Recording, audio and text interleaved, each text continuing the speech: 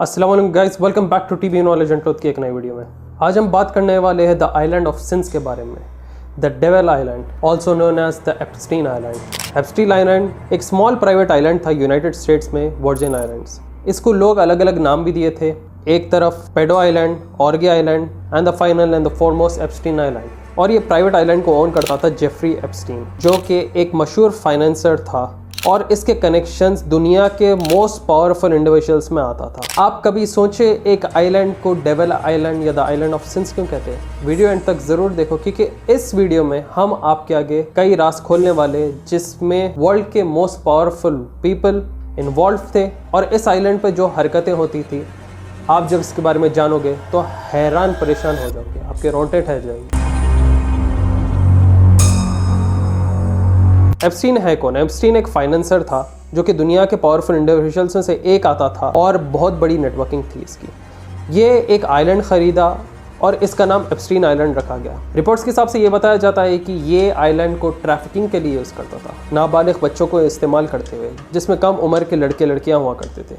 टेमोनीज investigations के बाद पता चला कि एप्स्टीन जो है यहाँ पे पार्टीज रखा करता था और कुछ रिचुअल्स किया करता था, जिधर हर वो पावरफुल शख्स दुनिया का शामिल होता था। इसके ऊपर कई सारे केसेस, कई सारे इसके ऊपर एलिगेशंस लगे थे 2008 से, मगर ये 2020 के करीब अरेस्ट होता है। आप लोग बोल रहे होंगे भाई आइलैंड को आपने आइलैंड ऑफ सिंस बोले, फिर ये एप्स्टीन के बारे में क्यों बोल रहे हैं? क्योंकि छोटी सी नॉलेज आपको देना ज़रूरी रहता कि ओन कौन कर रहा है और इसके ऊपर असल हरकत किया क्या, और ये अरेस्ट क्यों हुआ, और फिर खुदकुशी भी कर लिया रिपोर्ट्स के हिसाब से। इन रियलिटी हमें पता है कि इसे मार दिया गया, ये खुदकुशी नहीं किया। यहाँ पे अजीब किस्म का, अजीब स्ट्रक्चर का एक टेम्पल बनाया गया था जो कि ग्रीक कलर से पेंट किया गया था। इनके अगर आप डिज़ाइन स्ट्रक्चर को आप गौर से देखेंगे तो ये चीज़ मेरे को बहुत फैसिनेट करती है, क्योंकि ये इनके पेगन वर्ल्ड, पुराने बेबीलोन वर्ल्ड में लेके जाता है। अब गौर कीजिए कि इसका टेम्पल कैसे कलर का था और क्या क्या स्ट्रक्चर्स लगाए गए थे तरह। ये बहुत इंपॉर्टेंट है, इससे आपको असल समझ में आता कि इसे द आइलैंड ऑफ सिंस क्यों कहा गया। आप गौर करेंगे कि इसका टेम्पल एक blue striped box like building के वैसा है। ये ऐसा क्यों बनाया गया अभी तक मिस्ट्री है।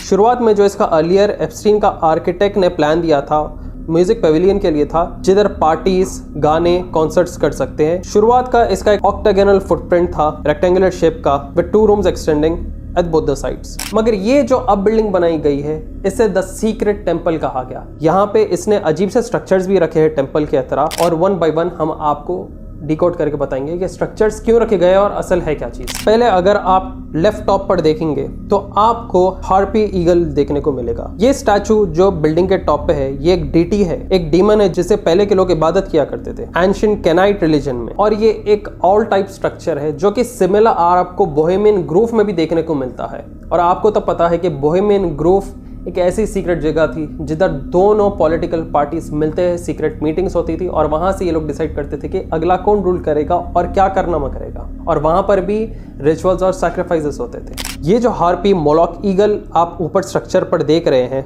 इसे माइथोलॉजिकल हार्पी भी कहते हैं, जो कि पोजेस करता है body of a bird and head of a human. और आप हैरान हो जाएंगे कि ऐसे ही सिमिलर स्ट्रक्चर जिधर हाफ आउल या eagle face and human body में आप इजिप्शियन टैबलेट्स पे, इजिप्शियन के पिरामिड के स्ट्रक्चर्स पे, वॉल्स पे जरूर देखे होंगे।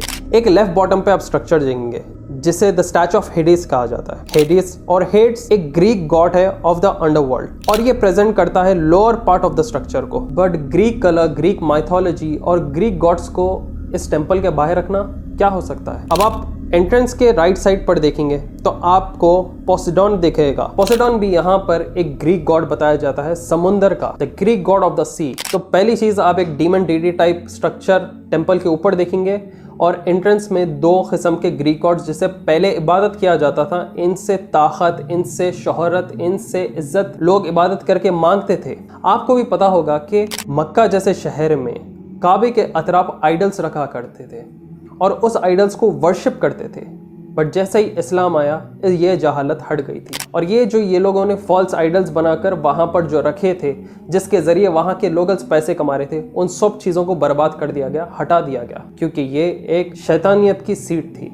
अब आप ये सोचिए कि Epstein island, the island of the sin में ऐसी ग्रीक गॉड, ग्रीक माइथोलॉजी क्यों है? ऐसे डीटीज और शैतानियत क्यों है? ये बिल्डिंग पे अगर आप देखेंगे, आपको ग्रीस का फ्लैग में रिजेम्बलेंस दिखेगा, क्योंकि ज़्यादातर यहाँ पे ग्रीक सिंबोलिज्म है, ग्रीक गॉड्स के बारे में ये लोग शोकेस करने की कोशिश कर रहे हैं, तो वैसे ही कलर का स्ट्रक्चर बनाया इन लोगों ने। ग्रीक सिंबोलिज्म और टेम्पल्स का डिज़ाइन ये इसलिए आम है क्योंकि यही सेम डिज़ाइंस पहले के वक्त पे हुआ करते थे, जिधर अडल्ट्स में और माइनर्स के बीच में गलत सलत हरकतें हुआ करते थे। ये उस ग्रीस के पीरियड में जो कि कई साल पहले हुआ करते थे। जो एलिगेशंस लगे हैं इसमें कई सारे हाई प्रोफाइल इंडिविजुअल्स है, बहुत सारे लिस्ट है, मगर इसको दबा दिया गया, एप्स्टीन को मार दिया गया और सुसाइड डिक्लेयर कर दिया गया। अब देखो इसमें कई सारे बड़े लोगों के नाम शामिल है। मैं आपको पहले नाम सुना देता हूँ, चंद नाम बोलूंगा, ज्यादा तो नहीं, मगर लिस्ट बहुत बड़ी है। Bill Clinton, former US president. कहा जाता है कि एप्स्टीन के आइलैंड को जेट में बार बार जाया करता था और अंदर इस बिल्डिंग के बिल क्लिंटन की एक पोर्ट्रेचर भी है ब्लू ड्रेस के साथ। आप सोचिए ये जो ब्लू ड्रेस बिल क्लिंटन पे बताई गई है, इसका एक बहुत बड़ा स्कैंडल हुआ था पहले। इसके ऊपर एक बहुत बड़ा रेप का एलिगेशन लगा था और इसे the scandal of the blue dress कहा जाता है। दूसरी चीज, आप बुश की भी यहाँ पे फोटो देखेंगे जिधर वो छोटे बच्चों के साथ बैठा हुआ है और हाथ में एयरप्लेन्स लेके वो फेंक रहा है। एयरप्लेन्स लेके वो क्यों फेंक रहा है? मतलब 9/11 का हादसा, प्लेन आके कोई चीज को डैमेज कर रहा और वही उस प्लेन को कंट्रोल कर रहा।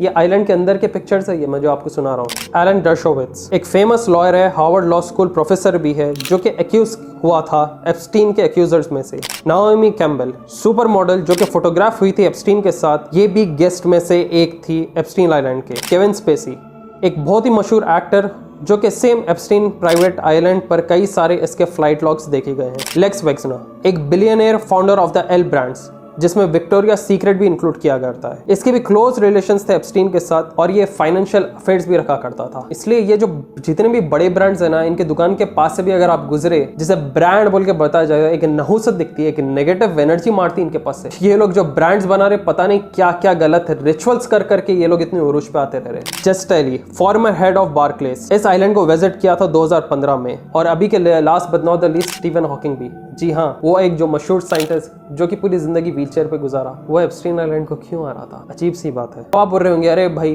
तुम कौन से भी आइलैंड की निकाल के हिस्ट्री ला के हमारे आगे बोल दे रहे। ये जो चीज़ है ना, ये बहुत जगह सबलिमिनरी दिखाई गई है। आप गौर करें एलन डीजेनरेट्स का सेट, एलन एक मशहूर होस्ट और उसका शो, उसके बैकग्राउंड में अगर आप गौर करें तो एप्स्टीन आइलैंड के पिक्चर्स है, वही सेम झाड़, वही सेम टेंपल, वही सेम लुक, वही सेम स्ट्रक्चर। तो ये लोग एप्स्टीन आइलैंड के जैसे टेंपल को अपने बैकग्राउंड में क्यों डाल रहे? मतलब शोकेस करना चाह रहे कि we are also a part of this temple and this ritual. अब यहाँ पे रिचुअल क्या किया गया जो कि इस बात को इतना बढ़ावा दे दिया? आप लोगों को मालूम है जेफरी एप्स्टीन क्या मामले में अंदर हुआ है? जी हाँ, माइनर्स के साथ बदसलूकी करने में। क्यों? इसके डॉक्यूमेंट्स लीक हो गए थे। जैसा विकीलीक कई सारी चीजें लीक करता है, हिंड्सबर्ग कई सारे डॉक्यूमेंट्स इंडियन बिलियनर्स के लीक करता है, वैसे ही इसके भी फाइल्स लीक हुए थे कि एप्स्टीन आइलैंड में असल चीज होती क्या है। और बहुत ही वाहियात किस्म के क्राइम जिसे मैं खुल के नहीं बोल सक रहा हूँ, इन लिटरल सेंस क्राइम्स। आपको पता है एप्स्टीन का जो प्राइवेट जेट था वो अलग अलग दुनिया के शहरों में जाता था। थोड़े शहर सुनाता हूँ, Paris, London, Slovakia, Mexico, Morocco, New York, Palm Beach और बहुत सारे। केप जेट जाता था, ये अंडर एज लोगों को चढ़ाते थे, लेके आते थे, पता नहीं उन्हें क्या चीज़ ये लोग ऑफर करते थे, तोहफे, पैसे वगैरह, और फिर उनके साथ गलत सलत हरकतें करते थे। फिर अब है ये लोग पैसे वाले लोग, एलीट्स लोग, strong people, powerful people of the world, ये हर बात को तो बिठा देंगे। और ये ऐसी जगह हुआ जिधर कोई कैमरा, सीसीटीवी नहीं है। आप लोग सोच रहे होंगे भाई अय्याश थे, आगे अय्याशी करते थे और चले जाते थे। आपको बता दूं कि ये अय्याशी की बात नहीं थी, ये बहुत बड़ा रिचुअल था। किस चीज़ का रिचुअल? वापस पुराने दौर में हमें लेके जाता है। आप लोग याद है चंद वक्त पहले मैंने एक वीडियो बनाई थी, Baal, a demon which belongs to Jewish mythology, मतलब एक ऐसा रिचुअल जिसमें बच्चों की बलि चढ़ाते हैं। जी हाँ, यही बाल, वो डीमन, वो डीटी जिसे ये लोग वर्शिप करते हैं। बैलेंसियागा कौन से एक्ट की कंट्रोवर्सी में आया था? छोटे बच्चों को रख रहा था, अतराफ में अडल्ट टॉयज रख रहा था, वो उसकी कंट्रोवर्सी बहुत उछली थी। बैलेंसियागा की स्पेलिंग कुछ और थी, मगर वो लोग बाल यूज कर रहे थे उनके अतराफ के प्रॉप्स में। They are worshipping, they are showcasing कि इनका एक डीटी है जिनसे ये लोग शोहरत, पैसा, दौलत मांग रहे हैं और ये ताकतवर बन रहे हैं पूरी दुनिया में। आपको बता दूं कि ये लोग एक टेम्पररी डायलेशनल वर्ल्ड में रह रहे हैं, धोखेबाजी की दुनिया में रह रहे हैं, कबीरा से कबीरा गुनाह कर रहे हैं और अपनी ज़िंदगी अय्याशी के वजह चंद साल यहाँ पे गुजार रहे हैं, और आखिरत तो आपको पता है इनका कैसा होगा। बाल एक ऐसा डीमन है जिधर पहले के फैमिलीज जो इस रिचुअल में हुआ करते थे, स्पेशली ज्यूइश बेबीलोन मैजिक में ये चीज़ शामिल हुआ करती थी, जिधर पहला बेटा होता है तो उसकी बलि चढ़ाते हैं, और अगर पहली बेटी होती है तो उसे गलत वाले धंधे पे चढ़ाते हैं। ये मैं अपने से नहीं बना रहा हूँ, ये इनके रिचुअल्स में शामिल था। तो यही सेम चीज़ एप्स्टीन जेफरी जो है क्या करता था इसके प्राइवेट आइलैंड पे, और यही यहाँ से ताकत शोहरत इस इस डीमन से ये लोग मांगते थे। पूरे दुनिया के पावरफुल लीडर्स आके यहाँ पे विजिट करते थे, पार्ट ऑफ ये इसमें बलि चढ़ाते थे नहीं मालूम, मगर अंडर एज लोगों के साथ वाहियात हरकत करते थे। अब आप गौर कीजिए कि बास टाइम शहर में से बच्चे बच्ची या कोई भी उम्र के लोग गायब हो जाते हैं, उन्हें पुलिस भी नहीं ढूंढ पाती, CID भी नहीं ढूंढ पाती, तो वो लोग आखिर जाते कहाँ हैं? वही चोर लोग ऐसे पैसे वाले लोगों को बच्चे वगैरह सप्लाई करते हैं और बाद में ये लोग बलि चढ़ाते हैं गलत चीज़ से इस्तेमाल करके, वो DT को खुश करते हैं लोग। ऐसा कौन सा खुदा होगा जिसको आप बच्चे की बलि चढ़ा के खुश कर रहे हैं? इन लोग के पास कॉमन सेंस नहीं है? नहीं, इनके पास कॉमन सेंस है, मगर ये लालची लोग हैं। ये लोग कोई भी हद तक जा सकते हैं इनकी अय्याशी, इनके ख्वाहिश पूरी करने के लिए। रिपोर्ट्स के हिसाब से कॉन्स्पिरेसी थ्योरीज ने भी यही बोला कि ये जो आर्ट डेकोर एप्स्टीन के प्रॉपर्टीज में हमें देखने को मिला, ये हिडन सिंबोलिज्म है, एक रिचुअल है इसके सो कॉल्ड टेम्पल का, जो कि एंशिएंट रिलीजियस कल्ट प्रैक्टिस में शामिल होता है, and also including with the DT बाल। तो ये मैं अपने आप से खुद से नहीं बना रहा हूँ, ये कई लोग इसके ऊपर रिसर्च करे हुए हैं। ऐसा प्राइवेट आइलैंड की क्या जरूरत जिधर आपको आके कुछ करके जाना पड़ा है? अच्छा, एलन के शो में उसे वो बैकड्रॉप दिखाने की क्या जरूरत थी? उससे नहीं पता उस आइलैंड पे क्या गलत हरकत हो रही है? और बैकग्राउंड में कोई भी ब्यूटीफुल सीनरी डालने की जगह एप्स्टीन आइलैंड ही क्यों एलन डाली है? वो फोटोशॉप नहीं है, दैट इज रियल। उन्हें बस बताना है कि वी आर विद यू। जैसे इल्यूमिनाटी सिंबल्स को ब्रांड्स शामिल करके बताते कि वी आर विद यू, ऐसी यही लोग इनके DTs के सिंबल्स इस्तेमाल करके बताते we are with you, just like the Egyptian symbols, जो इजिप्शियन सिंबल्स वगैरह रहा करते हैं। आपको बता दो, ये सेम थीम का स्ट्रक्चर गेस्टापो प्रिजन 1940 से 1945 का भी हुआ करता था, और ये प्रिजन एक छोटी मूंछ वाले बाबा का हुआ करता था, और ये हिटली बाबा है। अब मैं नाम इसलिए नहीं क्यों बोले तो नाम पे भी इसके डिमोनेटाइज होता वीडियो और पुल डाउन होता। तो हिटली बाबा भी बहुत सारे कल्ट प्रैक्टिसेस में थे, और आपको बता दूं इन्हें भी एक नेक्स्ट लेवल के कल्ट प्रैक्टिसेस में गया था, जो कि पूरे कल्ट प्रैक्टिसेस को पूरे दुनिया से जमा करके जर्मनी को पावरफुल बनाने का था। इसके बारे में एक बहुत ही बेहतरीन डॉक्यूमेंट्री आगे आने वाली है, इसके ऊपर काम चल रहा है, बहुत मेहनत लग रही है इसके अंदर। ये है जेफरी एप्स्टीन का जो भाई है, वो आके मीडिया को बोलता है कि मेरा भाई खुद से नहीं मरा, उसे मार दिया गया है।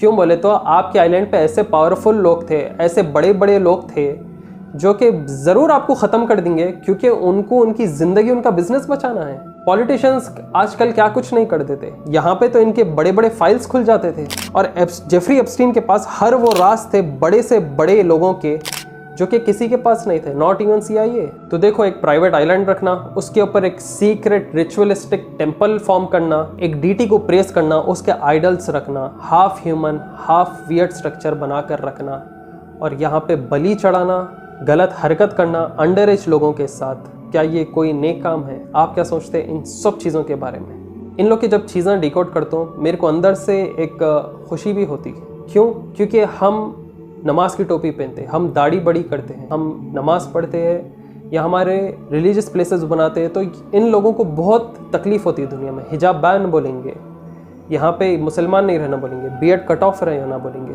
फिर इतने बड़े लोग, इतने पावरफुल लोग आइलैंड पे टेम्पल बनाना, ये जो कर रहे हैं, क्या ये बुरी चीज़ नहीं है? दाढ़ी बढ़ाना बुरी चीज़ है आज के ज़माने में, सर पे टोपी पहनना बुरी चीज़ है, बुरखा पहनना, हिजाब करना बुरी चीज़ हो गई, और ये जो अंडर एज और ये लोग यहाँ पे बलि चढ़ा रहे, यहाँ पे जो शैतानियत चल रही, ये कोई बुरी बात नहीं है। अब आपको समझ में आ रहा कि कैसा पपेट्स को हमारे सरों के ऊपर बिठाया जा रहा है, और ये पपेट्स के ज़रिए हमें कंट्रोल कराने की कोशिश किया जा रहा है। It's all about the system, और जो सिस्टम को ब्रेक कर पाया वो आज ज़िंदगी अच्छी जी पाया। इसलिए अपने ईमान से हमेशा जुड़ के रहो, हदीसों से, सुन्नतों से जुड़ के रहो। ये आप इनके हर चीज़ से आप महफूज रहोगे, और आप ताकतवर रहोगे और इंडिपेंडेंट रहोगे। तो दोस्तों, प्लीज़ इस वीडियो को शेयर करें ज़्यादा से ज़्यादा, व्हाट्सएप, फेसबुक और इंस्टाग्राम पर। लोगों को हकीकत बताएं कि देखिए आपके पीठ के पीछे ऐसे भी हरकतें होते हैं। वीडियो के साथ सब्सक्राइब करें अगर आप नए हैं चैनल पे। अगर आपके दिमाग में कोई भी नया टॉपिक हो तो ज़रूर कमेंट करके नीचे बताएं। फिर मिलता हूँ, दुआ में याद रखिए मुझे। Till then take care and see you soon. अस्सलाम वालेकुम।